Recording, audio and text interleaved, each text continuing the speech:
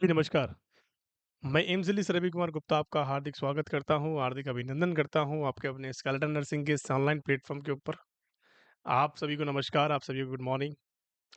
आज की क्लास हमारी जो है वो बहुत इम्पोर्टेंट होने वाली है, जहाँ से लगभग 3 से 4 क्वेश्चन्स हमेशा आते हैं। कम से कम 3 से 4 क्वेश्चन्स आप इस क्लास से लेके जाएँगे 100%। आगे प्रोसेस में तो क्लास जो है वो हमारी सीपीआर पे होने वाली है, जो कि कार्डियो पल्मोनरी रिससिटेशन के बारे में होता है, जो कि इतना इम्पोर्टेंट टॉपिक है कि शायद आप समझ नहीं सकते। ठीक है बच्चों, क्योंकि हर एग्जाम के अंदर इससे 2-3 क्वेश्चन 3-4 क्वेश्चन हमेशा पूछे जाते हैं। तो इसको सीरियसली पढ़ना है और अच्छे से पढ़ना है। मैं जो आपको बोल रहा हूँ, जो चीज़ें लिखवाऊँगा, जो चीज़ें मैं आपको दूँगा, वो चीज़ें बहुत ज़्यादा इंपॉर्टेंट होंगी और एम्स दिल्ली के अकॉर्डिंग होंगी। अपडेट चीज़ें होंगी और एम्स दिल्ली के अकॉर्डिंग चीज़ें होंगी। आगे बात समझ में कि एम्स दिल्ली क्या-क्या आंसर मानता है, कैसे-कैसे आंसर्स वो डील करता है। आपसे मैं कहता हूँ कि आपने कहीं से भी पढ़ा होगा सीपीआर, लेकिन इस वाली वीडियो को आप ज़रूर देखें, क्योंकि कुछ चीज़ें अपडेट हैं, कुछ चीज़ें लास्ट में हम क्वेश्चंस आपको देंगे, वो भी बहुत इम्पोर्टेंट है। आगे प्यारे बच्चों बात समझ में, तो क्लास तक बने रहिएगा लास्ट तक और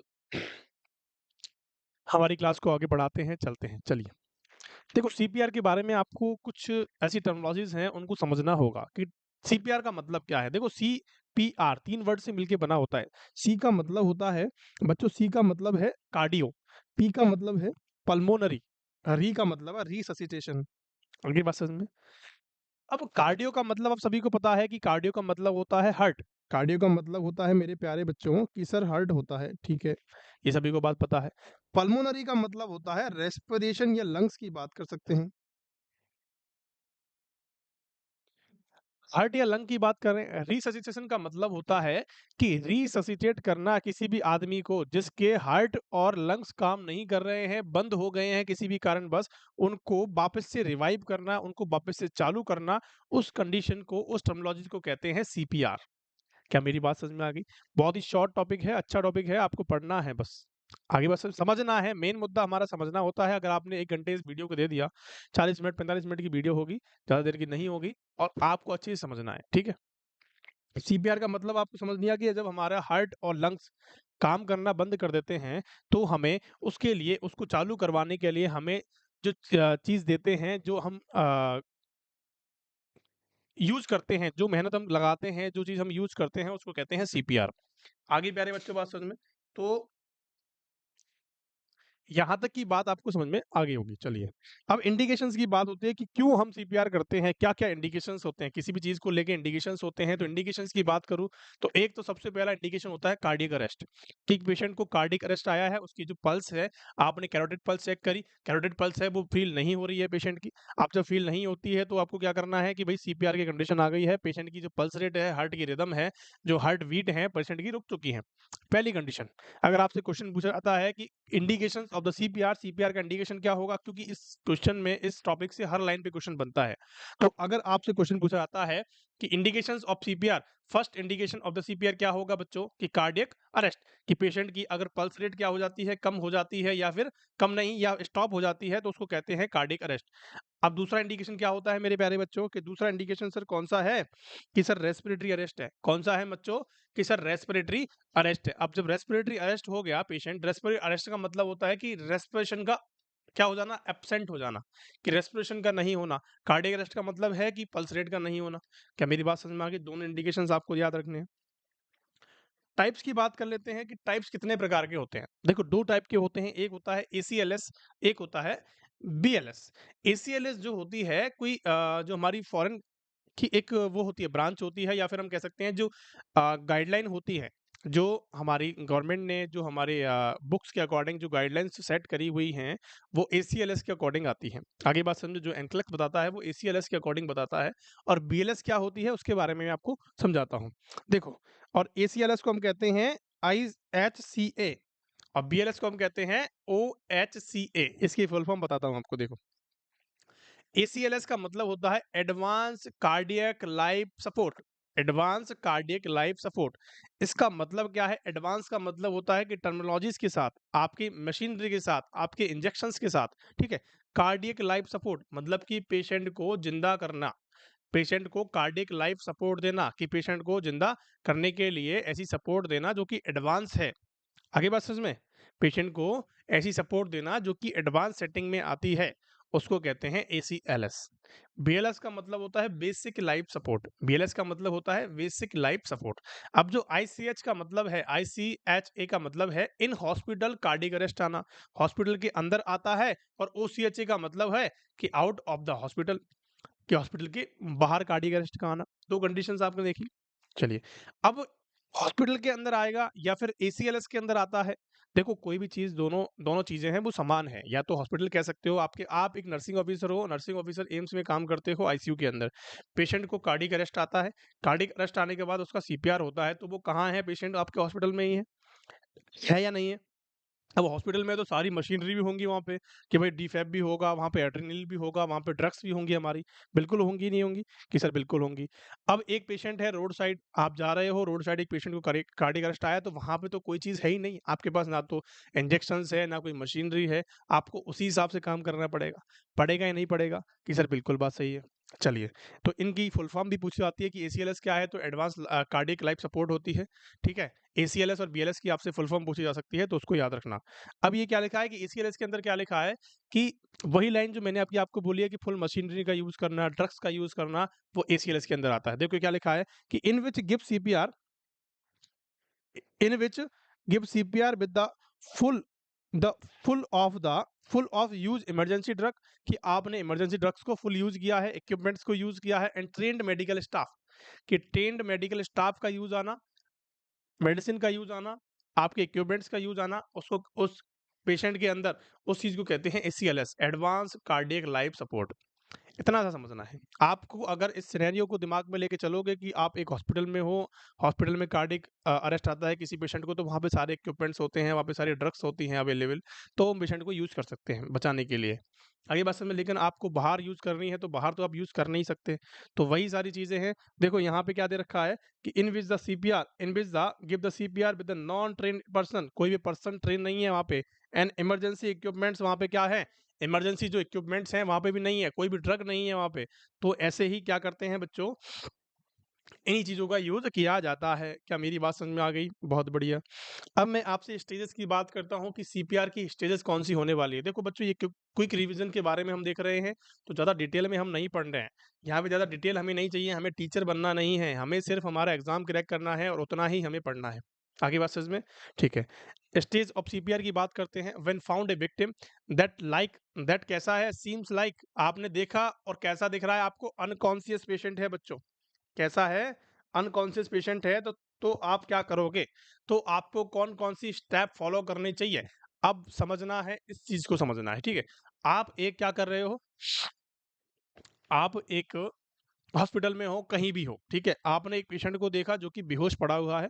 आपने इस पेशेंट को देखा, आपने एक पेशेंट को देखा जो कि बेहोश पड़ा हुआ है। ठीक है? आपने सबसे पहले क्या किया? उसकी प्लेस सेफ्टी का मतलब क्या है? सबसे पहले आपने क्या किया? प्लेस सेफ्टी का मतलब क्या है? कि रोड के बीचों बीच पड़ा था, उसको हमने साइड में किया, उसको हमने साइड में किया। अगर आप ऐसा नहीं करते हो, अगर बीच में ही CPR देने लगते हो, बीच रोड पे ही, तो आपको भी कोई गाड़ी ठोक के चली जाएगी। तो ऐसा बिल्कुल नहीं करना है, आपकी जान और खतरे में आ जाएगी। ठीक है? कोई भी वाहन आ सकता है, कोई भी ट्रक आ सकता है, उसको नहीं दिखाई दिया तो आपको, आपकी जान को खतरा हो सकता है, आपको उड़ा देगी। ठीक है? तो सबसे पहले तो हमें प्लेस सेफ्टी करनी है, उसको साइड में ऐसी जगह लाना है जहाँ सुरक्षित हैं हम। आगे बात समझ में? इतना ज़्यादा दूर भी नहीं ले जाना है कि तब तक पेशेंट निकल ले। ठीक है? उसको साइड में करना है। आगे बात समझ में? उसके बाद उसका रिस्पॉन्स चेक करना है। रिस्पॉन्स चेक करना है। चेक रिस्पॉन्स कैसे करते हैं? ABPU स्केल के द्वारा करते हैं। ABPU स्केल क्या होती है उसके बारे में आपको बताऊँगा आगे। तो चेक रिस्पॉन्स किया कि आप ठीक हो क्या? आपको पूछना है उससे, आपके उसके शोल्डर पे टैप करना है कि आप ठीक हो क्या? Are you okay? ठीक है? इस तरह से चेक करते हैं ABPU स्केल से, वो पूरी चीज़ें हैं, मैं आपको बताऊँगा। चेक रिस्पॉन्स आपने किया। अब जब आपने चेक रिस्पॉन्स कर लिया, 2 कंडीशंस होंगी, या तो चेक रिस्पॉन्स आपने करा, या तो पेशेंट क्या है, रेस्पॉन्सिव होगा या अनरेस्पॉन्सिव होगा। ठीक है? उसके बाद आपको ब्रीदिंग चेक करनी है कि पेशेंट की ब्रीदिंग क्या है।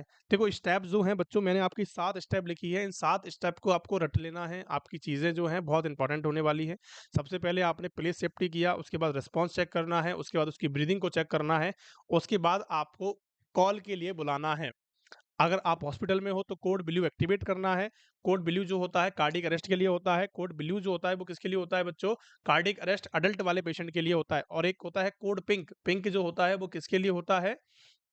कोड जो पिंक होता है वो किसके लिए होता है मेरे प्यारे बच्चों? कि वो होता है बच्चों के लिए। आगे बात समझ में? तो यहाँ पे आप लिख सकते हो कि कोड ब्लू,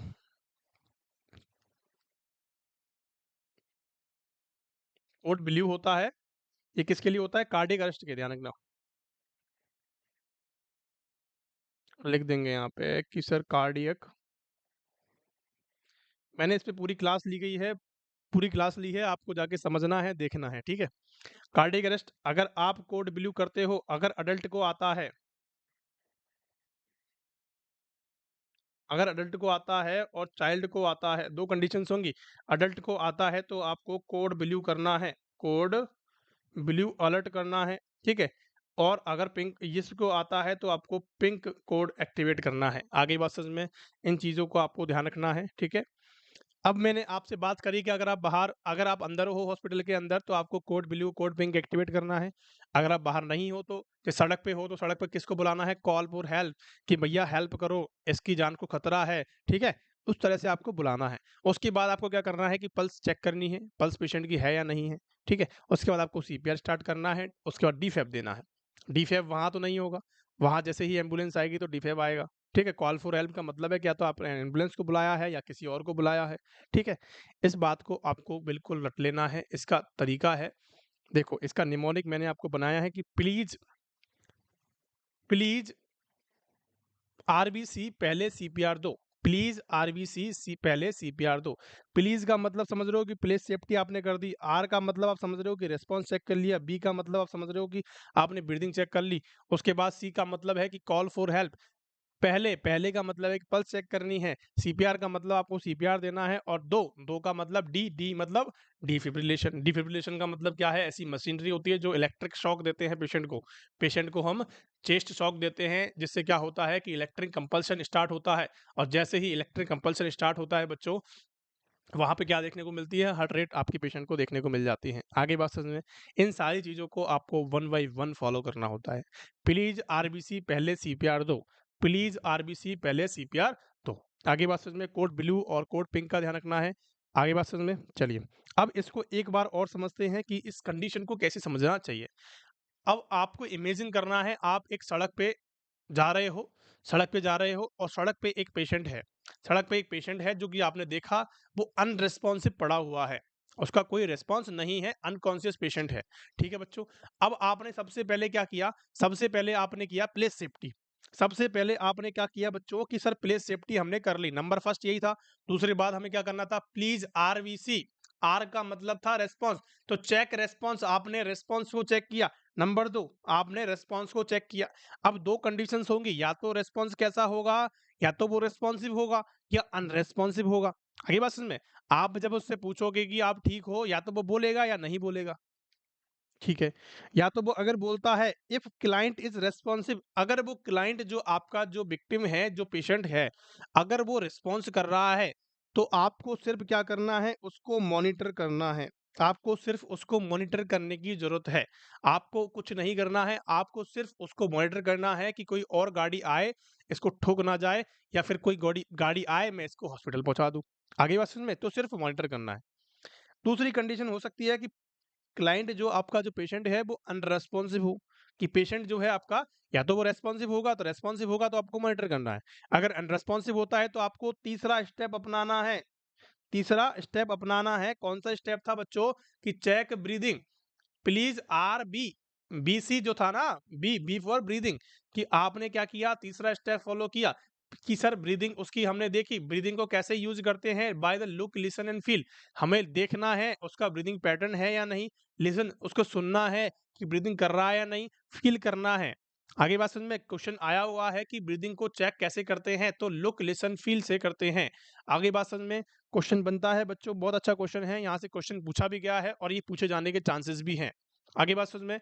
तो चेक ब्रीदिंग आपने चेक कर ली कि भैया चेक ब्रीदिंग। अब दो कंडीशंस होती हैं, या तो ब्रीदिंग प्रेजेंट होगी या ब्रीदिंग एब्सेंट होगी। आपने जब चीज को चेक कर रहे हो कि ब्रीदिंग चेक कर रहे हो आप, by look listen and feel, या तो पेशेंट ब्रीथ कर रहा है या नहीं कर रहा है, दो ही कंडीशन बनती है। अगर वो आपका पेशेंट जो ब्रीथ कर रहा है मतलब ब्रीदिंग प्रेजेंट है, तो आपको क्या करना है, only monitor the patient, only monitor the patient, आपको सिर्फ मॉनिटर करना है। आगे बात समझ में। अगर नहीं कर रहा है, अगर नहीं कर रहा है तो आपको क्या करना है, एक्टिवेट द कोड।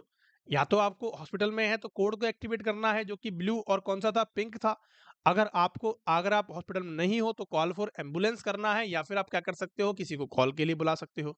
आगे बात समझ में, कि अगर आप हॉस्पिटल में हो तो कोड ब्लू आपने एक्टिवेट कर दिया। ये कौन सी स्टेप हो गई बच्चों, हमने चौथी स्टेप को अपनाया। आ गई है ना, आई है नहीं आई है, कि सर कॉल फॉर हेल्प आपने बुला लिया या चेक आपने क्या कर दिया, एक्टिवेट कर दिया। उसके बाद आपने क्या किया, उसकी पल्स चेक करी, कि पहले पहले सीपीआर, देखो प्लीज आरबीसी तक का काम खत्म हो गया, फिर उसके बाद पहले सीपीआर दो। तो पहले कौन सी स्टेप है बच्चों, पल्स वाली। तो पल्स चेक करेंगे। अब पल्स में दो कंडीशंस होंगी, या तो प्रेजेंट होंगी या एब्सेंट होंगी। अगर प्रेजेंट है, अगर किसी पेशेंट की पल्स जो है वो प्रेजेंट है, तो हमें क्या करना है, उसके एयरवे को ओपन करना है और उसको ब्रीथ देनी है, माउथ टू माउथ ब्रीथ देनी है। और माउथ टू माउथ ब्रीथ को क्या कहते हैं, आर्टिफिशियल वेंटिलेशन कहते हैं। आर्टिफिशियल वेंटिलेशन किसे कहते हैं मेरे प्यारे लाल लालियों, तो हम किसे कहते हैं बच्चों, आर्टिफिशियल वेंटिलेशन हम किसे कहते हैं, हमारे माउथ टू माउथ ब्रीदिंग को कहते हैं। आगे बात समझ में, आपने पल्स चेक करी, अगर पल्स प्रेजेंट है पेशेंट को, तो हमें क्या करना है, उसका मुंह खोलना है, ओपन करना है एयरवे को, और क्या करना है, उसको ब्रीथ देनी है। अगर अडल्ट पेशेंट है तो हमें 10 से 12 ब्रीथ पर मिनट देनी होती है। ये 10 से 12 जो ब्रीथ मैं आपको बता रहा हूँ, ये भी क्वेश्चंस बनते हैं बच्चों, यहाँ से भी क्वेश्चन बनता है कि अगर एक पेशेंट है जो कि अनरेस्पॉन्सिव है, आपने उसकी पल्स चेक करी, पल्स पेशेंट के प्रेजेंट हैं, तो आप कितनी ब्रीदिंग दोगे, अगर अडल्ट पेशेंट है तो आपको बताना है कि सर 10 से 12 ब्रीथ पर मिनट अडल्ट को देंगे। अगर बच्चा है या चाइल्ड है तो हम उसे क्या करना है कि सर 12 से ब्रीथ पर मिनट देंगे। क्या मेरी बात समझ में आ गई आप सभी को? ठीक है भैया, चलिए। और रेस्पॉन्स कब चेक करते हैं, चेक एवरी 2 मिनट्स के अंदर हमें पल्स को चेक करना है। एवरी 2 मिनट हमें पल्स को चेक करना है, क्वेश्चन बनता है यहाँ से। आगे बात समझ में। अब आपने देखा कि पल्स प्रेजेंट है, अगर किसी बंदे की पल्स प्रेजेंट नहीं है तो हमें क्या करना है, गिव सीपीआर 6 वाला आपको अपनाना है। पहले प्लीज आरबीसी, पहले सीपीआर दो। उसके बाद हमें क्या करना है कि सर सीपीआर हमें दे देना है पेशेंट का। सातवीं स्टेप हमें क्या करनी है, फॉलो करनी है। सीपीआर के बाद हमें क्या करना होता है, डीफैब का यूज करना होता है। उसके बाद हमें कंप्रेशंस का स्टार्ट करना होता है। आगे मेरे प्यारे बच्चों बात समझ में, कि मैंने आपको क्या बताया, सिंपल सी प्रोसेस है, सिंपल सी चीज़ें हैं। आपको अगर समझ में नहीं आया तो वापस वीडियो को देखें, इजी कॉन्सेप्ट है, बहुत ज़्यादा डिटेल में मैंने नहीं बताया है। जितनी भी चीज़ें मैंने आपको बताई हैं बहुत ज़्यादा इंपॉर्टेंट है। आगे बात समझ में, ये जो रेशो मैं आपको बता रहा हूँ ये एम्स दिल्ली के अकॉर्डिंग है बच्चों। यहाँ से क्वेश्चंस बनने के बहुत ज़्यादा चांसेस हैं, तो किसी भी क्वेश्चन को हल्के में नहीं लेना है, किसी भी लाइन को हल्के में नहीं लेना है। क्या मेरी बात आप तक पहुँच गई है, समझ में आ गई है? चलें अगले क्वेश्चन की तरफ, कि भैया क्या कह रहा है कि सीपीआर आपने दे दिया by the cab formula CAB। ये उल्टा था, पहले ABC था लेकिन अभी इसको कैब कर दिया है। कैब का मतलब क्या होता है, C4 सर्कुलेशन होता है, A फॉर एयरवे होता है, एयरवे क्लियरेंस होता है, एयरवे ओपन होता है, और B फॉर ब्रीदिंग होता है। आगे बस इसमें तो इस फॉर्मूले को अपनाना होता है जब भी हम सीपीआर देते हैं, तो आगे आएगा मैं आपको बताता चलूंगा। आगे बस इसमें ये बात आप तक यहाँ तक क्लियर हो गई कि आपने क्या देखा पेशेंट को, तो आपने देखा कि प्लेस सेफ्टी करा, प्लेस सेफ्टी के बाद उसको रेस्पॉन्स चेक किया, अगर रेस्पॉन्सिव है तो मॉनिटर करना है, अनरेस्पॉन्सिव है तो उसको क्या करना है, ब्रीदिंग को चेक करना है बाय द लुक लिसन और फील। अगर ब्रीदिंग प्रेजेंट नहीं है तो आपको क्या करना है बच्चों, ब्रीदिंग प्रेजेंट है तो आपने क्या कर दिया, मॉनिटर कर लिया, लेकिन ब्रीदिंग प्रेजेंट नहीं है किसी पेशेंट की तो आपको एक्टिवेट करना है, कॉल के लिए बुलाना है किसी को, ठीक है, हेल्प के लिए बुलाना है। उसके बाद आपको पल्स चेक करनी है पेशेंट की। पल्स चेक करने के बाद आपको क्या देखने को मिलेगा कि अगर पल्स प्रेजेंट है तो हमें क्या करना है, ब्रीदिंग उसकी एयरवे को ओपन करना है, उसको ब्रीथ देना है, ठीक है। उसके बाद हमें क्या करना है, देखो आपको यहाँ समझना होगा, देखो यहाँ पे क्या किया कि ब्रीदिंग प्रेजेंट है, ब्रीदिंग क्या है, ब्रीदिंग हमने देखा, ब्रीदिंग जब हमने चेक करी तो हमने क्या देखा, यहाँ पे ब्रीदिंग एब्सेंट है बच्चों, ब्रीदिंग एब्सेंट है, तभी हम यहाँ पे ब्रीथ दे रहे हैं। भाई ब्रीदिंग प्रेजेंट है और क्या है, पल्स, ब्रीदिंग जो है वो एब्सेंट है लेकिन पल्स प्रेजेंट है, तो पल्स देने की जरूरत नहीं है, पल्स तो आप दे भी नहीं सकते, कैसे दोगे पल्स, ठीक है। तो हमें क्या करना है, हमें क्या करना है, सिर्फ ब्रीदिंग की जरूरत है पेशेंट को, सिर्फ और सिर्फ ऑक्सीजन की जरूरत है। पेशेंट की पल्स जो है अभी तक काम कर रही है, इस बात को समझ लेना आप। ये क्लियर फंडा है, क्लियर बात है यार। अगर समझना कि आपने क्या देखा कि आपने ब्रीदिंग को चेक किया, ब्रीदिंग चेक करने के बाद ब्रीदिंग नहीं आ रही है पेशेंट की, तो आपने किसी को हेल्प के लिए बुलाया, ठीक है। उसके बाद आपने पल्स चेक की, तुरंत बाद आपने पल्स चेक की। अगर पल्स प्रेजेंट है तो आपको सिर्फ और सिर्फ क्या देने की जरूरत है, आपको सिर्फ और सिर्फ क्या देने की जरूरत है मेरे प्यारे लाल लालियों, सिर्फ और सिर्फ आपको क्या देने की जरूरत है, आपको ब्रीदिंग देने की जरूरत है, क्योंकि पल्स तो प्रेजेंट है। कंप्रेशंस देने की जरूरत नहीं है उसको, उसको सिर्फ और सिर्फ क्या करनी है, सिर्फ और सिर्फ आपको ब्रीदिंग देनी है। और ब्रीदिंग कैसे देते हैं, 10 to 12 ब्रीथ पर मिनट होगी अडल्ट के अंदर, और 12 to 20 ब्रीथ पर मिनट होगी चाइल्ड के अंदर। सीपीआर का देख लिया आपने स्टेप्स, बीएलएस के अंदर कौन कौन सी स्टेप फॉलो होती हैं उसके बारे में देख लेते हैं। जितनी चीजें बता रहा हूँ बहुत ज्यादा इंपॉर्टेंट है, समझ लेना इस बात को। आगे बात सच में, तो अब बात करता हूं मैं आपसे कि सर यहाँ पे जो चीजें हैं, यहाँ पे जो चीजें हैं बच्चों, वो कैसी हैं, आपको देखना है कि सर यहाँ पे जो चीजें आपने बताई हैं वो कैसी हैं। देखो बीएलएस के स्टेप हम फॉलो कर रहे हैं, बीएलएस क्या चाहता है। सबसे पहली चीज कि steps of the BLS, BLS की स्टेप क्या है कि सर हमने प्लेस सेफ्टी कर दिया, पेशेंट को हमने क्या कर दिया, प्लेस सेफ्टी कर दिया। उसके बाद हमने चेक रेस्पॉन्स किया, उसके बाद हमने कॉल फॉर एम्बुलेंस बुलाया। बीएलएस जो होती है, स्टेप्स जो बीएलएस की फॉलो होंगी वो आउटसाइड होंगी, आउटसाइड ऑफ हॉस्पिटल, मतलब कि ये बाहर की स्टेप फॉलो करेंगे। यहाँ पे हम कैसी स्टेप फॉलो करेंगे, बाहर की। आप सड़क पे जा रहे हो, एक पेशेंट आपको पेशेंट मिला, अनकॉन्शियस पेशेंट है, आपने क्या किया कि प्लेस सेफ्टी कर दिया, उसके बाद आपने चेक रिस्पॉन्स किया। सबसे पहला आपका काम क्या होगा, वहां पे क्या काम था बच्चों कि ब्रीदिंग चेक कर रहे थे, लेकिन आपको सबसे पहले कॉल के लिए बुलाना है, किसी को हेल्प के लिए बुलाना है, कॉल करना है एम्बुलेंस को, ताकि एम्बुलेंस आ जाए। उसके बाद आपको क्या करना है, ब्रीदिंग और पल्स को साइमल्टेनियसली चेक करना है। अगर ब्रीदिंग एब्सेंट है तो आपको क्या करना है बच्चों, आपको क्या करना है, पल्स को चेक करना है। अगर पल्स प्रेजेंट है तो ब्रीदिंग देनी है, अगर पल्स भी एब्सेंट है, ब्रीदिंग और पल्स दोनों ही एब्सेंट हो गई। अब जब अगर ये दोनों ही एब्सेंट हो जाती है तो आपको सीपीआर देना होता है। आगे बात समझ में, यही समझाना चाहता हूँ मैं। फिर उसके बाद स्टार्ट सीपीआर करना है, डीफैब का यूज करना है। इन ये जितनी भी चीज़ें मैंने आपको बताई हैं बच्चों, इनको बिल्कुल भी हल्के में नहीं लेना है, इजी चीज़ें हैं, बहुत अच्छी चीज़ें हैं। लिख लेना, इनको अच्छे से लिख लेना, स्टेप्स को फॉलो करना, और आपके बेनिफिशियरी होंगी, बहुत ज़्यादा इंपॉर्टेंट होंगी आपके एग्जाम के लिए। आप मेरे को याद करोगे जब एग्जाम में बैठोगे, 100% बात ध्यान रखना इस चीज़ का। स्टेप्स की बात करते हैं, स्टेप्स ऑफ पीएलएस। पीएलएस का मतलब क्या होता है कि बच्चों के अंदर पीडियाट्रिक लाइफ सपोर्ट,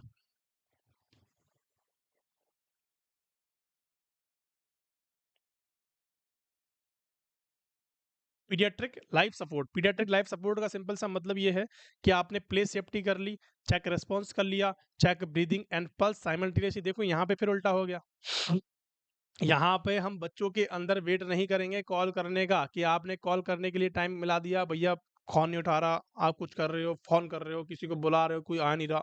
तो ऐसा टाइम बिल्कुल भी खराब नहीं करना है बच्चों के अंदर। आगे बात में, तो बच्चों के अंदर आपने सबसे पहले प्लेस सेफ्टी करनी है, रिस्पॉन्स चेक करना है, उसके बाद ब्रीदिंग एंड पल्स को साइमल्टेनियसली क्या करना है, साइमल्टेनियसली क्या करना है, चेक करना है। उसके बाद आपको सीपीआर स्टार्ट कर देना है। उसके बाद आपको सीपीआर, अगर दोनों चीज़ें प्रेजेंट नहीं है तो सीपीआर स्टार्ट करना है। अगर पल्स प्रेजेंट है, ब्रीदिंग प्रेजेंट नहीं है, तो आपको ब्रीथ देनी है। आगे बात समझ में, फिर आपको क्या करना है, सीपीआर स्टार्ट आपने कर दिया, उसके बाद आपको बुलाना है किसी को। नहीं, अगर आप इस पहले स्टेप को करते हो कि पहले आपने एम्बुलेंस के लिए कॉल कर दिया, अगर ये एम्बुलेंस के लिए आप कॉल करते हो तो बच्चे की जान को खतरा हो सकता है, इसीलिए आपको ऐसा नहीं करना है। चलिए, मैं आपको बता रहा था ना कि रेस्पॉन्स चेक कैसे चेक करते हैं, तो बाय द ABPU स्केल के द्वारा चेक करते हैं।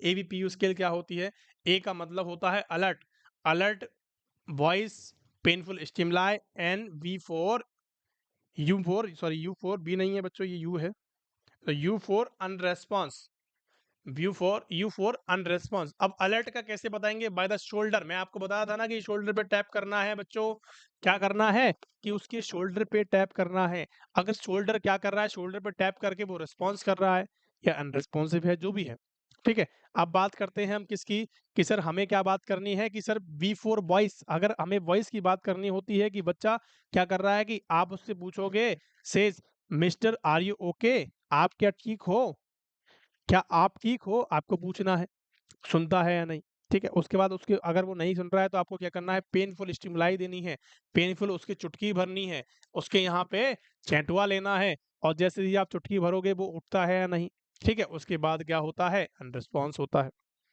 आगे बात समझ में? तो एबीपीयू स्किल का भी ध्यान रखना है, क्वेश्चन पूछा जाता है एग्ज़ाम के अंदर।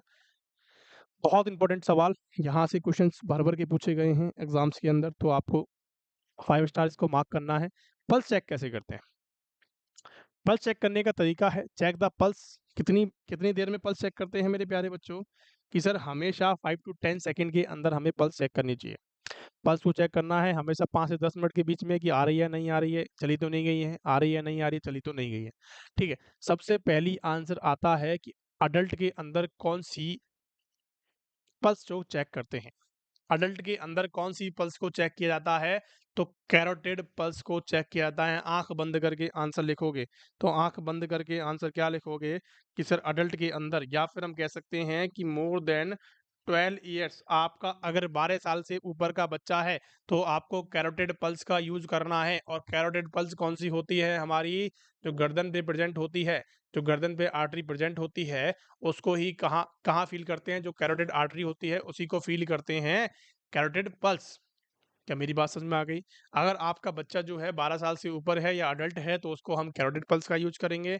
अगर आपका बच्चा जो है 12 साल से छोटा है 12 साल से छोटा है तो आपको क्या करना है, आपको फीमोरल लाइन का या फीमोरल पल्स का यूज़ करना है। देखो फीमोरल पल्स का बहुत कम यूज़ होता है बच्चों, फीमोरल पल्स का बहुत कम यूज़ होता है। अगर आपका बच्चा जो है वो चाइल्ड है तो आपको क्या करना है, ब्रेकियल पल्स का यूज़ करना है। आपका बच्चा जो है अगर वो चाइल्ड है तो आपको ब्रेकियल पल्स का यूज़ करना है। अगर आपका बच्चा जो है वो न्यूबॉर्न है, देखो चाइल्ड और इन्फेंट के अंदर आप यूज़ कर सकते हो, ठीक है? अगर आपका बच्चा जो है वो न्यूबॉर्न है, अभी-अभी पैदा हुआ है, उसको सीपीआर देने की नौबत है, तो उस कंडीशन में आप न्यूबॉर्न के अंदर एपिकल पल्स का यूज़ करते हो। सबसे बेस्ट आंसर होता है कैरोटिड पल्स। क्या मेरी बात समझ में आ गई? फीमोरल पल्स को आप भूल जाओ। फीमोरल पल्स का उतना कोई रोल नहीं होता है। फीमोरल पल्स का आप सिर्फ़ और सिर्फ़ कहाँ यूज़ करते हो? देखो इसे आपको क्या करना है कि अगर अडल्ट के अंदर कोई ऑप्शन आता है कि सर कैरोटिड पल्स यूज़ करेंगे सबसे पहला। अगर अडल्ट के अंदर दूसरा कैरोटिड पल्स नहीं आता है और पूछा हो अडल्ट के अंदर तो आपको सेकंड आंसर में यही लिखना है। सेकंड आंसर में फीमोरल लाइन ही लिखनी है। क्या मेरी बात समझ में आ गई? अगर आपसे ब्रेकियल पूछा जाता है तो इन्फेंट और चाइल्ड के अंदर यूज़ होता है या फिर आपको 12 साल से कम के बच्चों के अंदर यूज़ करना है। एपिकल पल्स का न्यूबॉर्न के अंदर यूज़ होता है। आगे बात समझ में? चलिए, कैब क्या होता है? देखो कैब मैंने आपको बताया कि सर्कुलेशन, एयरवे और ब्रीथिंग 3 चीज़ें होती हैं। कौन-कौन सी चीज़ें हैं बच्चों? एक तो होता है circulation, airway, breathing. Circulation, airway और ब्रीदिंग। आगे बात समझ में? सबसे पहली बात, आपको क्या करना है सर्कुलेशन को यूज़ करना है। सर्कुलेशन का मतलब क्या है? सर्कुलेशन का मतलब क्या है? सर्कुलेशन का मतलब है कि हमारी बॉडी में जो पल्स रेट है वो नहीं है। सबसे पहले हमें क्या करना है कि कंप्रेशंस देने होते हैं पेशेंट को सर्कुलेशन को उत्पन्न करने के लिए सर्कुलेशन को चालू करने के लिए हमें कंप्रेशंस देने होते हैं।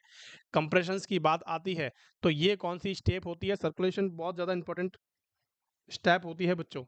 तो सबसे पहली स्टेप है सर्कुलेशन, उसके बाद हमें कौन-सी आती है एयरवे, उसके बाद आती है ब्रीथिंग। सर्कुलेशन के बारे में समझते हैं, ठीक है? It achieve it achieve by chest compression. देखो मैंने आपको बताया था चेस्ट कंप्रेशन के द्वारा ही इसको अचीव कर सकते हैं, ठीक है? Start chest compression within 10 second after cardiac arrest. ये बात बड़ी इंपॉर्टेंट है। क्वेश्चन पूछा गया है कि आपके पेशेंट का कार्डियक अरेस्ट हुआ है, उसके बाद 10 सेकंड मिनिमम 10 सेकंड का इंटरप्शन होना चाहिए। 10 सेकंड से ज़्यादा आपको नहीं लेने हैं। 10 सेकंड के अंदर ही आपको क्या करना है प्यारे बच्चों, उसका क्या करना है? चेस्ट कंप्रेशन स्टार्ट कर देना है, नहीं तो वो पेशेंट रिवाइव नहीं होगा, पेशेंट की जान चली जाएगी।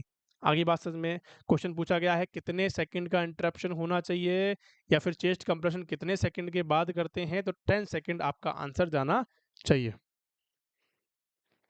कि सर विदिन 10 सेकंड के अंदर 10 सेकंड के अंदर अंदर ही आपको क्या करना है, इस चीज का यूज कर लेना है।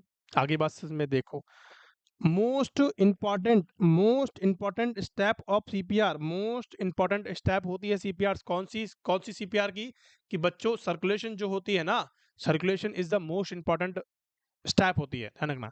फंडामेंटल स्टेप भी इसी को बोलते हैं, इंपॉर्टेंट स्टेप भी इसी को बोलते हैं, और मिनिमम इंटरप्शन, ये क्या लिख रहा है, minimum interruption between the compression, आपको 10 सेकंड का ही इंटरप्शन करना है। कितना करना है, कि 10 सेकंड का ही इंटरप्शन आपको बर्दाश्त करना है, नहीं उससे ज्यादा नहीं करना है। आगे बात इसमें, कंप्रेशन कहाँ देते हैं, क्वेश्चन बनता है कि कंप्रेशन को कहाँ देना है, क्या आप इधर दोगे, क्या इधर दोगे, क्या यहाँ दोगे, क्या पीछे दोगे, बताओ। तो कहाँ करना है बच्चों, लोअर हाफ ऑफ स्टर्नम पे हमें कंप्रेशंस को देना होता है।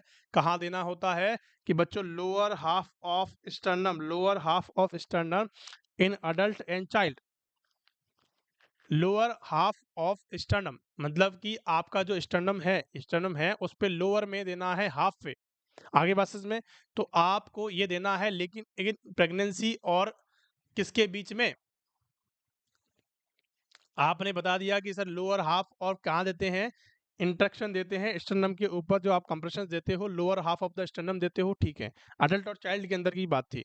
But in case of infant या फिर न्यूबॉर्न की बात हम यहाँ पे करते हैं, तो कैसे देते हैं, कि sir between the nipple line, जो बिटवीन द निप्पल लाइन, जो हमारी निप्पल्स हैं उन पे लाइन, आपको इमेजिनरी लाइन ड्रॉ करनी है, और 2 इंच बिलो आपको क्या देने हैं, कंप्रेशंस देने होते हैं। क्वेश्चन बड़ा इंपॉर्टेंट है कि एडल्ट के अंदर हम क्या करते हैं बच्चों, और चाइल्ड के अंदर हम क्या करते हैं, कि सर जो कंप्रेशंस होते हैं वो स्टर्नम पे देते हैं, lower half of the sternum पे यूज करते हैं, और जो हमारे इन्फेंट होते हैं उनके अंदर बिटवीन द निप्पल हम यूज करते हैं। क्वेश्चन बहुत बढ़िया है, क्वेश्चन को समझना और अच्छे से आंसर लिखना।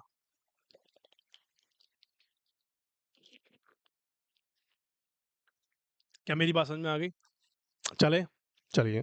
अब क्वेश्चन बनता है कि डेप्थ ऑफ द कंप्रेशन पे, कि सर डेप्थ कितनी होनी चाहिए कंप्रेशन की, कितना हमें डीप जाना है, कितना हमें सुपरफिशियल रखना है, ठीक है। तो 1/3 ऑफ चेस्ट, आपका इतना कंप्रेशन देना है कि आपका जो 1/3 हिस्सा है चेस्ट का वो कंप्रेस हो, 1/3 हिस्सा कंप्रेस हो। अगर ज्यादा होगा तो रिप्स टूटने के चांसेस होंगे, अगर कम होगा तो क्या होगा, हमारी जो हम क्राइटेरिया में घुसे हुए हैं और जो हम चीज फुलफिल करना चाहते हैं, पेशेंट की जान को बचाना चाहते हैं, वो जान नहीं बचा पाएंगे। आगे बात समझ में, अब यहाँ पे क्वेश्चन आता है कि सर आपको कितना इंच तक यूज कर सकते हो, तो आपको नियोनेट के अंदर 0.75 इंच यूज करना है, इतना कंप्रेशन आप दे सकते हो, ठीक है। इन्फेंट के अंदर थोड़ा ज्यादा दबा सकते हो कि 1 इंच से 1.5 इंच तक का टाइम होता है, चिल्ड्रन के अंदर 1.5 से 2 इंच का होता है, मैक्सिमम 2.4 इंच यूज कर सकते हैं चिल्ड्रन के अंदर। आगे बात समझ में, अगर कोई हेल्दी बच्चा है तो। और अडल्ट के अंदर हम क्या करना होता है बच्चों, अडल्ट के अंदर हम 2 से 2.5 का यूज करते हैं। इन चीजों को याद कर लेना, बहुत ज्यादा इंपॉर्टेंट है। अगर ये सेंटीमीटर में भी आंसर पूछा जाता है, अगर ये आंसर सेंटीमीटर में भी पूछा जाए आपसे, तो 1 इंच के बराबर कितनी होती है, कि 1 इंच बराबर कितनी होती है बच्चों, 1 इंच में कितनी सेंटीमीटर होती है, 2.5 सेंटीमीटर होता है। तो आपको कैलकुलेट कर लेना है इसी हिसाब से। आगे बस इसमें चलिए, क्वेश्चन कह रहा है कि आपको क्या करना है, कि 120 कंप्रेशंस पर मिनट देने होते हैं। 120 कंप्रेशन अगर क्वेश्चन आता है तो फर्स्ट आपको ये आंसर करना है, और सेकंड आपको ये आंसर करना है कि 100 कंप्रेशंस पर मिनट देने होते हैं इन ऑल एज। किसी भी एज की अगर पेशेंट है, किसी भी एज का अगर पेशेंट है, तो आपको यही यूज करना है, 100 कंप्रेशंस पर मिनट इन ऑल एज। आगे बस 120 तो फर्स्ट आंसर करना ही है। अगर 120 दिया हुआ है, 100 भी दिया हुआ है, तो आपको सिर्फ और सिर्फ 120 को ही मार्क करना है, कि किसी भी एज हो 120 कंप्रेशंस नेसेसरी होते हैं 1 मिनट के अंदर। पर प्रैक्टिकली ऐसा पैसा पॉसिबल नहीं होता है। हम भी सीपीआर देते हैं अपने पेशेंट्स को, अपने एम्स के अंदर आए दिन हम किसी ना किसी पेशेंट को सीपीआर देते रहते हैं, तो इतना चीज़ें नहीं हो पाती हैं।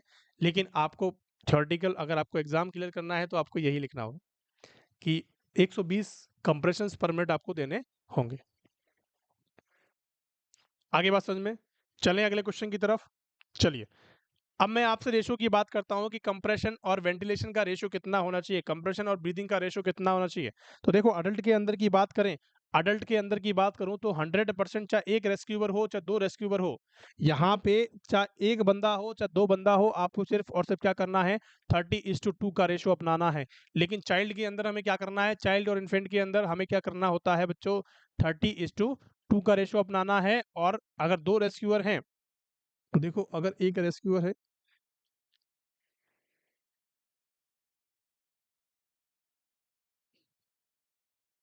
अगर एक ही बंदा है जो काम कर रहा है सारे, कि ब्रीथिंग भी वही दे रहा है, कंप्रेशन भी वही दे रहा है, तो आपको क्या करना है बच्चों, 30:2 का रेशियो अपनाना है। अगर आपके पास 2 हैं,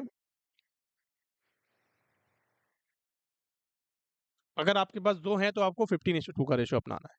क्या मेरी बात समझ में आ गई?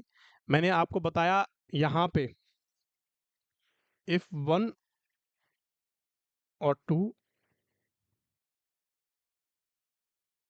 यहाँ पे चाहे 1 हो चाहे 2 हो, अडल्ट के अंदर की बात कर रहा हूँ मैं आपसे, इतना नेसेसरी है, 30:2 देना नेसेसरी है। क्वेश्चन बहुत ज़्यादा इंपॉर्टेंट है, क्वेश्चन पूछे गए हैं भर-भर के, कन्फ्यूजन होता है बच्चों को कहाँ पे, कि सर एक रेस्क्यूअर है तो हम कितना यूज़ करेंगे, 2 रेस्क्यूअर तो हम कितना यूज़ करेंगे। मैं आपसे एक ही बात करूँगा, चाहे 2 हो, चाहे 5 हो, चाहे 10 हो, चाहे 20 हो, आपको इतना कंपल्सरी है किसी पेशेंट को बचाने के लिए, कि 30:2 का रेशियो होना चाहिए। आगे बात समझ में आगे या नहीं आई? किसी भी तरह की कोई कन्फ्यूजन की बात नहीं करनी है, किसी भी तरह से किसी भी क्लास से आपको कन्फ्यूजन नहीं होना है। ये अपडेट चीज़ें हैं, एम्स दिल्ली के अकॉर्डिंग बता रहा हूँ। चाइल्ड और इन्फेंट की बात कर लेते हैं। चाइल्ड और इन्फेंट के अंदर क्या देखने को मिलता है कि सर 30:2, अगर 1 रेस्क्यूअर है तो, अगर 2 रेस्क्यूअर है तो आपको क्या करना है, 15:2 का अपनाना है, और न्यूबॉर्न है तो 33:1 का रेशियो अपनाते हैं। एयरवे की बात करते हैं, सेकंड नंबर का सर्कुलेशन हमने देख लिया। अब हम दूसरे नंबर की बात कर रहे थे, सीएबी की बात कर रहे थे ना, तो सीएबी के अंदर हमने क्या देखा, सर्कुलेशन देख लिया। एयरवे की बात कर लेते हैं कि सर ओपन एयरवे, एयरवे को ओपन करना होता है। ओपन एयरवे कैसे करते हैं? सबसे पहली बात, हेड को टिल्ट करना है, चिन को लिफ्ट करना है, इस तरह से, ठीक है। इसकी इमेज में आपको दिखा देता हूँ। और एक होता है jaw thrust manure. Jaw thrust manure का यूज कहाँ करते हैं, कि अगर पेशेंट को, अगर आपके पेशेंट को, आपको लगता है कि इसको एयरवे की इंजरी हो सकती है, इसकी ट्रैकिया में कोई इंजरी हो सकती है, तो आपको जॉ थ्रस्ट मैन्युअर का यूज करना है। जॉ थ्रस्ट मैन्युअर का यूज कहाँ से करते हैं? यहाँ से पकड़ते हैं पेशेंट को यहाँ से पकड़ा जाता है। आप इमेज बेस्ड क्वेश्चन में देखना, मेरी इमेज बेस्ड क्वेश्चन के अंदर क्लासेस ली हुई हैं, उनके अंदर ये जॉ थ्रस्ट मैन्युअर को मैंने अच्छे से समझा रखा है, आप वहां जाके भी देख सकते हो। आगे बात समझ में, इमेज बेस्ड क्वेश्चन भी इंपॉर्टेंट है। देखो head tilt and chin lift, इसको दिखा देता हूँ मैं आपको। देखो बच्चों, ये हमारी जो है वो head tilt and chin lift वाली है। ये कौन सी है? ये बच्चों हेड टिल्ट, देखो हेड को टिल्ट किया हुआ है, टिल्ट किया हुआ है नहीं, और चिन को लिफ्ट किया हुआ है। चिन मतलब ठोड़ी, चिन लिफ्ट किया हुआ है। तो यही इमेज क्वेश्चन आपसे पूछा जा सकता है, ये कौन सा मैनुअर होता है? तो head tilt and chin lift क्यों करते हैं? क्योंकि ये हमारा जो, ये जो हिस्सा है ना, ये वाला हिस्सा है, उसको सीधा रखने के लिए करते हैं। आगे बात समझ में, चलिए।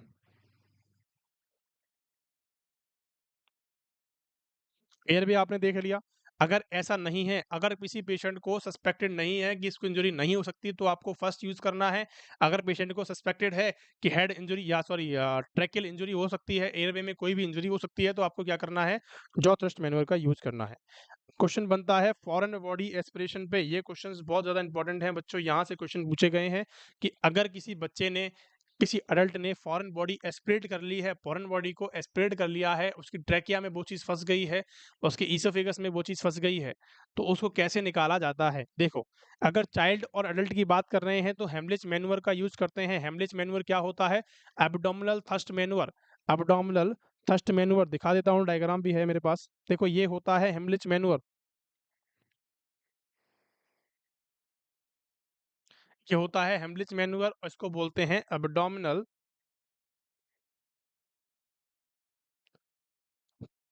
Thrust manure. एब्डोमिनल थ्रस्ट, क्योंकि ये एब्डोमेन में प्रेशर डाल रहा है, जिससे उसकी क्या हो जाए, उसको क्या हो जाए बच्चों, उसका जो प्रेशर है वहां से वो चीज निकल जाए उस प्रेशर से। इस कंडीशन को आप प्रेगनेंसी में यूज कर सकते हो क्या, या मोटा कोई व्यक्ति है उसके अंदर यूज कर सकते हो क्या? बताएंगे फटाफट से, क्वेश्चन पूछा जा सकता है कैसे भी तरीके से। देखो क्वेश्चन को समझो, क्वेश्चन को समझने का तरीका आपको आना चाहिए बच्चों। क्वेश्चन को समझने का तरीका, कॉन्सेप्ट अगर क्लियर होगा ना, तो किसी भी एग्जाम में बैठ जाना, 100% सही करके आओगे आंसर। तो आपके कॉन्सेप्ट जो है वो क्लियर रखो, ठीक है। अब बात हमारी आती है कि सर आपने बताया कि सर अब इसको हम प्रेगनेंसी और ओबेस पर्सन के अंदर बिल्कुल भी यूज नहीं कर सकते हैं। क्वेश्चन बनता है यहाँ से, इस लाइन से, क्या मेरी बात समझ में आ गई? हेमलेज मैन्युअर और थर्स्ट मैन्युअर हम कब करते हैं? जब फॉरेन बॉडी एस्पिरेट करता है कोई बंदा, अडल्ट है या चाइल्ड है तो उसका यूज कर सकते हैं। अगर इसका इन केस प्रेगनेंसी है या फिर ओबेसिटी है तो हम क्या कर सकते हैं?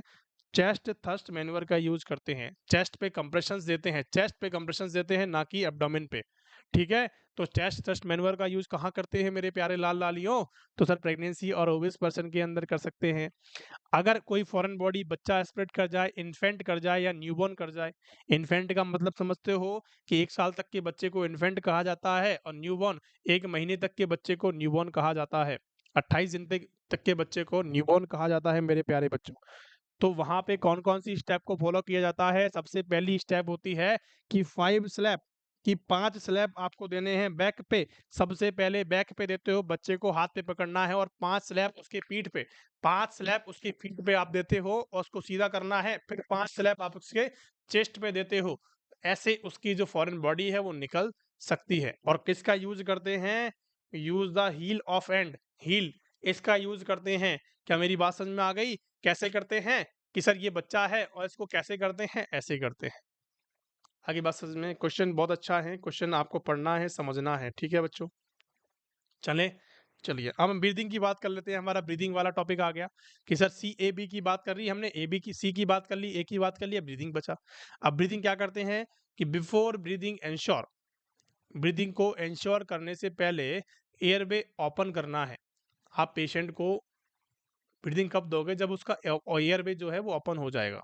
और ब्रीदिंग देने का तरीका होता है कि आपने अगर उसकी नाक को पिंच किया हुआ है तो आपका जो प्रोसीजर है वो परफेक्ट हो रहा है, सही हो रहा है। अगर आपने नाक को पिंच नहीं किया है ड्यूरिंग ब्रीदिंग, आप माउथ टू माउथ ब्रीथ दे रहे हो पेशेंट को, अगर नाक उसकी जो है वो पिंच नहीं है तो नाक से निकल जाएगी सारी हवा। तो इसीलिए क्या करना है? उसकी नाक को पिंच करना है, उसकी नाक को पिंच करना है और क्या करना है बच्चों? उसको ब्रीदिंग देनी है ताकि जो उसकी ऑक्सीजन है, जो ऑक्सीजन आप दे रहे हो, वो फुलफिल हो जाए, वो उसकी बॉडी में चली जाए। अब एक ब्रीथ का टाइम कितना होता है कि 1 ब्रीथ पर सेकंड देनी होती है। एक ब्रीथ अगर क्वेश्चन पूछा जाता है तो 1 सेकंड में देनी होती है। टोटल हमें कितनी ब्रीथ देनी होती है? 2 ब्रीथ देनी होती है और उसका टाइमिंग होता है 3 सेकंड का।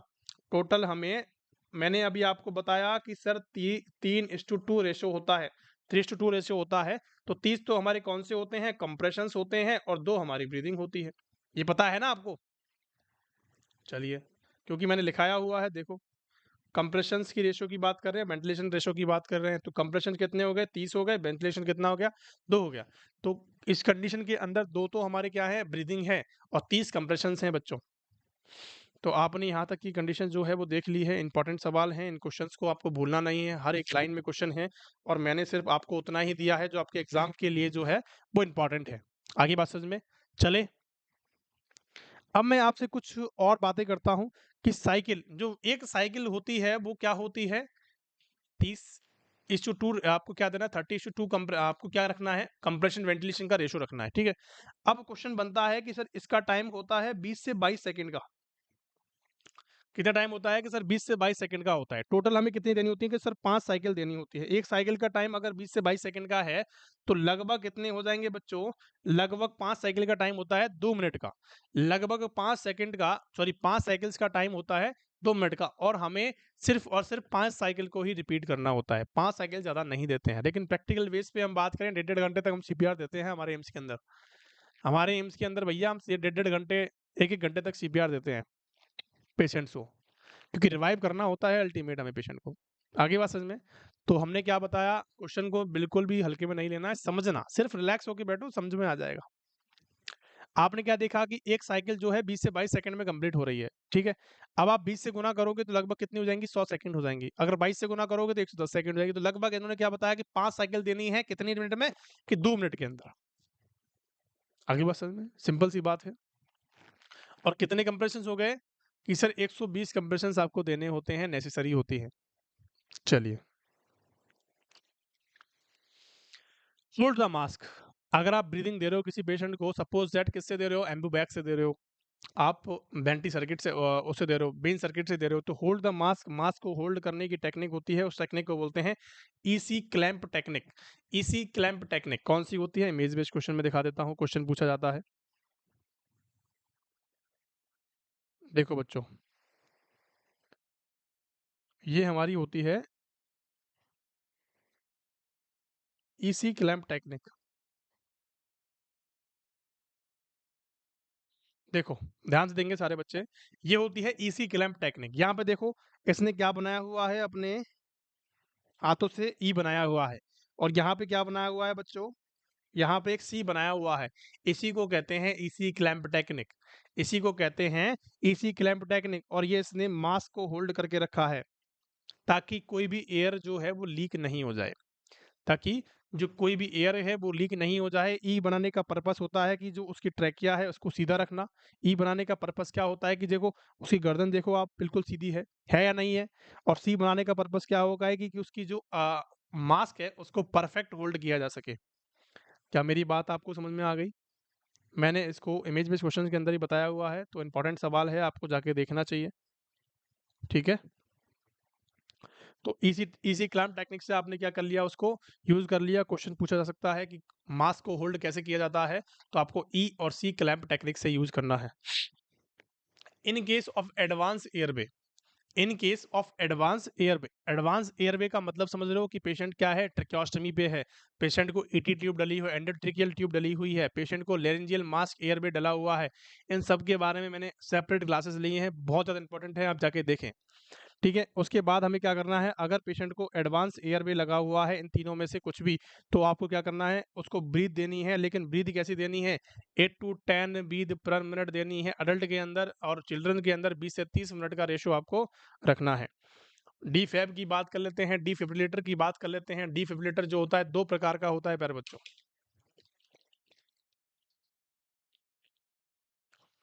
डिफिब्रिलेटर जो होता है दो टाइप का होता है। कौन कौन से टाइप होते हैं, एक मोनोफेजिक होता है, एक बाईफेजिक होता है। मोनो का मतलब होता है सिर्फ एक ही बार यूज करना है, और कितनी किलोग्राम किलो जूल होती है बच्चों, कैसे 360 किलो जूल का हम यूज करते हैं। और एक बाईफेजिक होता है, बाईफेजिक का मतलब समझना है कि सर ये मोस्ट कॉमन यूज होने वाला, बाईफेजिक का मतलब दो हैंड्स होते हैं, दो हैंड्स होते हैं उसके अंदर। डिफिब्रिलेटर का एग्जाम के अंदर क्वेश्चन पूछा जा सकता है, डिफिब्रिलेटर के इमेज बेस्ड क्वेश्चन का आ सकता है। इमेज बेस्ड क्वेश्चंस के अंदर जो क्लासेस ली हैं उनके अंदर भी मैंने इस डीफेब को दिखाया हुआ है, तो आप जाके देख सकते हैं। सबसे पहली बात, आपने वाई फिजिक को मोस्ट कॉमन बताना है, ठीक है। उसके बाद इसके दो टाइप होते हैं, एक तो चिल्ड्रन के अंदर बात करेंगे, एक अडल्ट के अंदर बात करेंगे। अडल्ट के अंदर आपको जो जूल यूज करना है वो 120 से 200 किलो जूल यूज करना है। उसमें मीटर सेटिंग्स होती है, मीटर में सेटिंग करनी होती है, डॉक्टर आपको बताता है कि कितना जूल का हमें यूज करना है। तो 120 से 200 किलो जूल तक का यूज कर सकते हैं, कहाँ पे, अडल्ट पेशेंट के अंदर। लेकिन चिल्ड्रन के अंदर हमें क्या करना होता है, 2 से 10 किलो का बच्चा है तो हमें कितना यूज करना है कि सर 2 किलो जूल के हिसाब से पर केजी आप यूज कर सकते हो। कि 10 किलो का बच्चा है तो कितना यूज कर सकते हो कि सर 10 दूना 20 किलो जूल का यूज कर सकते हो। आगे बात समझ में। तो चिल्ड्रन की बात यहाँ पे कुछ अलग होती है। अगर आपसे फर्स्ट आंसर पूछा जाता है तो आपको 2 किलो जूल करना है, नहीं सेकंड आंसर पे आपको क्या करना है, 4 किलो जूल का आंसर करना है। क्या मेरी बात आपको समझ में आ गई? और जितने भी डीफैब होते हैं उनको मैक्सिमम 3 टाइम्स यूज कर सकते हैं। क्वेश्चन ऑफ द डे, कि कब तक यूज कर सकते हैं बच्चों, कि मैक्सिमम 3 टाइम्स तक यूज कर सकते हैं, उसके बाद हमें यूज नहीं करना चाहिए। आगे बात समझ में। स्टेप्स की बात करूं, डीफैब को कैसे स्टार्ट किया जाता है, कैसे स्टेप किया जाता है। ठीक है, पावर को ऑन करना है, पावर ऑन करना है। ऑन ऑफ के बटन से मैंने एक वीडियो भी बना के डाली हुई है हमारे शॉर्ट्स के अंदर, आप जाके देखोगे। डिफिब्रिलेशन को कैसे स्टार्ट करते हैं, कैसे उसकी प्रोसीजर होता है, उसके बारे में मैंने आपको बता रखा है। एक शॉर्ट्स है, वहां पे जाके देखें, इंपॉर्टेंट है आपके लिए। ठीक है, आपको क्या समझना है बच्चों की, पावर को आपने ऑन कर दिया, और जैसे ही आपने पावर को ऑन किया, आपने क्या किया, अटैच पैड कर दिया, पैड को अटैच कर दिया किस पेशेंट के ऊपर। ठीक है, उसके बाद क्या करना है, एनालिसिस करना है रिदम का, रिदम का एनालिसिस, जो कि अब नॉर्मल रिदम होनी चाहिए। जब भी आप शॉक देते हो, जब भी पेशेंट को डीफैब का यूज करते हो, तो आपकी जो रिदम होनी चाहिए वो कैसी होनी चाहिए बच्चों, अब नॉर्मल होनी चाहिए। नॉर्मल नॉर्मल रिदम पे यूज नहीं करना है। उसके बाद आपको क्लियर विक्टिम, विक्टिम को क्लियर करना है। विक्टिम को क्लियर कैसे करना है, जितने भी आसपास लोग खड़े हुए हैं या तो बेड से टच नहीं होने चाहिए, ना आपके खुद को टच होना है बेड से। ओनली ऑन आपके हैंड जो है वो सत्ते को पकड़ेंगे और वहां पे क्या देंगे, शॉक को डिलीवर करेंगे। अगर कोई भी बंदा उस बेड से टच होता है तो उसको करंट लगने के चांसेस होते हैं। तो आपको क्या करना है, ऑल क्लियर बोलना है कि ऑल सब क्लियर है या नहीं है। अगर कोई बंदा जो है वो बेड से टच हुआ है, कोई डॉक्टर है, कोई कोई और उसका रिलेटिव है, या फिर कोई मेडिकल स्टाफ है या नर्सिंग ऑफिसर है, अगर उससे क्या है अटैच्ड है या फिर उससे उससे क्या है अड़ा हुआ है, तो उसको करंट आने की पॉसिबिलिटी है। आगे बात समझ में? तो ऑल क्लियर आपको बोलना है, विक्टिम को क्लियर करना है, डिलीवर करना है शॉक को, उसके बाद तुरंत आपको चेस्ट कंप्रेशन स्टार्ट कर देने हैं बच्चों। चेस्ट कंप्रेशन स्टार्ट कर देने हैं। जैसे ही आपने शॉक दिया, पेशेंट को तुरंत हटाना है, तुरंत उसको चेस्ट कंप्रेशन स्टार्ट कर देने हैं। और चेस्ट कंप्रेशन कितने देते हैं अडल्ट के अंदर की? 30:2 का रेशो होता है। आगे बात समझ में? क्या मेरी बात आपको समझ में आई या नहीं आई? क्या मेरी बात आपको समझ में आई या नहीं आई बच्चों? चलिए बहुत बढ़िया, thank you so much. Drugs की बात कर लेते हैं, कौन कौन सी ड्रग्स को यूज करते हैं। देखो ड्रग ऑफ चॉइस की बात करें तो एड्रेनलिन सबसे ज्यादा यूज होती है। एड्रेनलिन की मैक्सिमम 3 डोज देते हैं, मैक्सिमम 3 डोज देते हैं। 1 mg देते हैं हमेशा। कितनी देते हैं? 1 mg देते हैं और 3 से 5 मिनट के गैप में देते हैं। 3 से 5 मिनट के गैप में 1 mg की डोज देते हैं और मैक्सिमम डोज देते हैं। मैक्सिमम डोज जो होती है वो कितनी होती है? 3 डोज होती है और 3 mg होती है। क्योंकि 1 mg की डोज देते हैं, फर्स्ट डोज देते हैं और 3 से 5 मिनट के बाद सेकंड डोज देते हैं, 3 से 5 मिनट के बाद हमें थर्ड डोज देनी होती है। क्या मेरी बात समझ में आ गई? हम यूज भी करते हैं सेकंड ड्रग कौन सी है? एम्योड्रॉन। एम्योड्रॉन का यूज करते हैं कि जिसकी अब नॉर्मल रिदम है उसको नॉर्मल लाने के लिए। 300 mg की फर्स्ट डोज देते हैं, उसके बाद 150 का यूज करते हैं और मैक्सिमम इसके अंदर 3 डोज देते हैं। लेकिन डोज के अंदर कितना यूज करते हैं बच्चों? कि इसे 600 mg का यूज कर सकते हैं। 3 डोज देते हैं मैक्सिमम, लेकिन 600 mg का यूज कर सकते हैं। कैसे? कि 300 150 कितनी हो गई? 600 हो गई बच्चों। यहाँ तक की जो बातें हैं वो हमारी सीपीआर के रिगार्डिंग हो चुकी हैं बच्चों। सीपीआर बहुत ज़्यादा इंपॉर्टेंट टॉपिक है, आपको समझना है, पढ़ना है, लिखना है। आगे बात समझ में? ठीक है, अब मुझे क्वेश्चंस के आंसर आप बताएंगे कुछ जो कि आपको नहीं पता होगा, डेफिनेट नहीं पता होगा। इस क्वेश्चंस के आंसर आपको करने हैं। If the patient is ventilator, तो सीपीआर का रेशो कितना होता है? अगर आपका जो पेशेंट है वो वेंटिलेटर पे है, ऑलरेडी आप सीपीआर दे रहे हो, हॉस्पिटल्स में ऐसा होता है, आप आईसीयू में एडमिट हो, आईसीयू में जो एडमिट हो और उसके अंदर आप किसी पेशेंट को सीपीआर दे रहे हो, तो उसके अंदर आपको क्या देखने को मिलता है बच्चों? तो आपको कितना रेशो होता है? तो आपको बताना है कि सर 5:1 का रेशो होता है, कि 5 कंप्रेशंस होते हैं और 1 ब्रीदिंग होती है। क्या बात समझ में आई? कि 5:1 का रेशो आपको अपनाना है। आगे बात समझ में? ये उल्टा भी पूछा जा सकता है आपसे, वेंटिलेशन कंप्रेशन का रेशो भी पूछा जा सकता है, तो आपको बिल्कुल घबराना नहीं है। आगे बात समझ में? देखो वेंटिलेशन मैंने आपको बताया था कि 3:2 का रेशो होता है कंप्रेशन और वेंटिलेशन का, लेकिन आपको घबराना नहीं है किस चीज़ को लेके? कि सर यहाँ तो ऐसा क्वेश्चन आपसे पूछा गया है, ठीक है? तो इसको उल्टा भी आपको समझना है। एस्पेक्सिया क्या होता है? एस्पेक्सिया नियोनेट्रम क्या होता है बच्चों? ये सफोकेशन टाइप होता है। क्या होता है?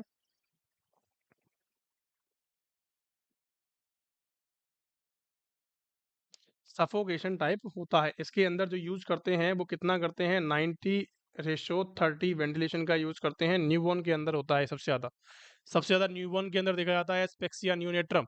90:30 रेशो 30 का रेशो होता है। कॉम्प्लिकेशन ऑफ सीपीआर बहुत ज्यादा इंपॉर्टेंट है कि कॉम्प्लिकेशन क्या हो सकता है सीपीआर का? तो आपको बताना है कि रिस्क फ्रैक्चर्स हो सकते हैं।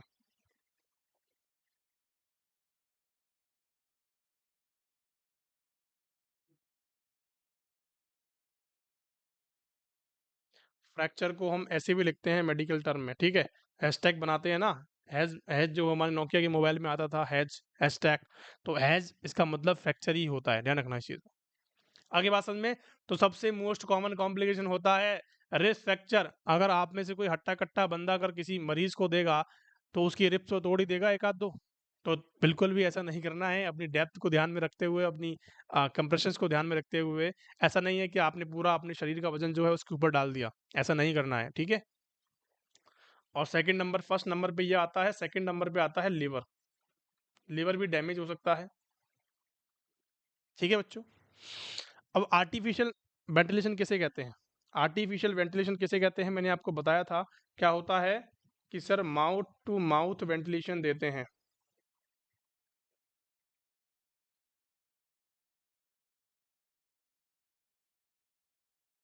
कि sir mouth to mouth breathing को क्या कहते हैं? आर्टिफिशियल वेंटिलेशन कहते हैं।